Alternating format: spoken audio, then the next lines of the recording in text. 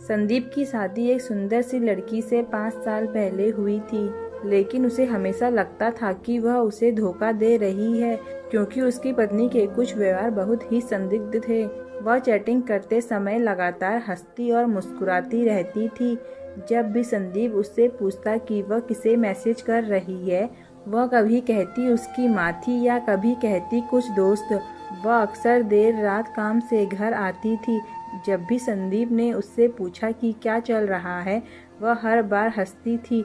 वह सिर्फ इतना कहती थी, यह काम के कोई दबाव के कारण है, या कुछ और कारण बता देती। एक रात वह रात के 11 बजे दही और दूध लेने के लिए निकली। संदीप ये जानने के लिए जागता रहा कि वह वापस कब आती है। वह 2 बजे वापस आई। अब बस इससे ज़्यादा संदीप नहीं बर्दाश्त कर सकता था। उसने कुछ सबूत हासिल करने के लिए एक निजी डिटेक्टिव को काम पर रखा है।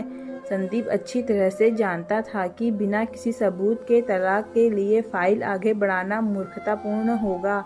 जासूस ने अपना काम बखूबी से किया और कुछ ही दिनों में उसने संदीप को सबूत दिए कि उसकी पत्नी अपने एक दोस्त के साथ उसे धोखा दे रही है। संदीप उसे तलाक देने के लिए तैयार था, लेकिन उसने सही समय आने का और उस पर हुए अन्याय का बदला लेने का इंतजार किया। उसकी पत्नी का जन्मदिन कुछ ही हफ्तों में था।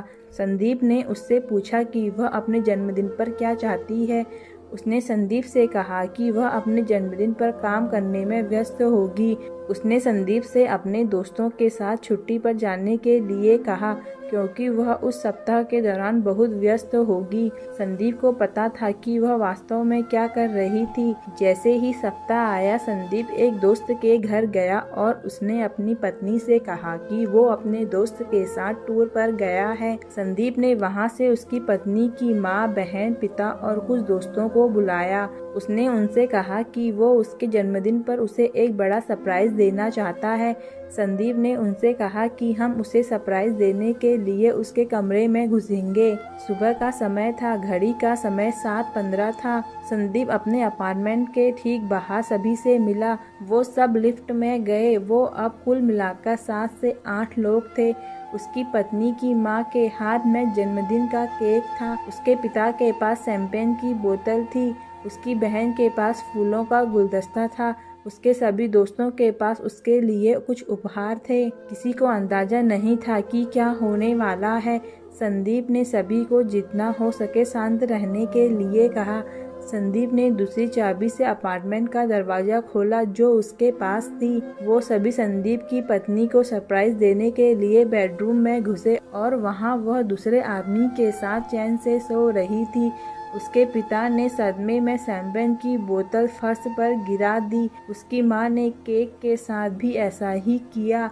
संदीप ने ऐसा दिखावा किया जैसे वो इस घटना से काफी टूट गया हो और जैसे उसे कुछ भी पता नहीं था, और उसके दिमाग में बस यही चल रहा था, इससे अच्छा जन्मदिन का तोहफा कोई और हो ही नहीं सकता जो किसी पति ने अपनी बेवफा पत्नी को दिया हो।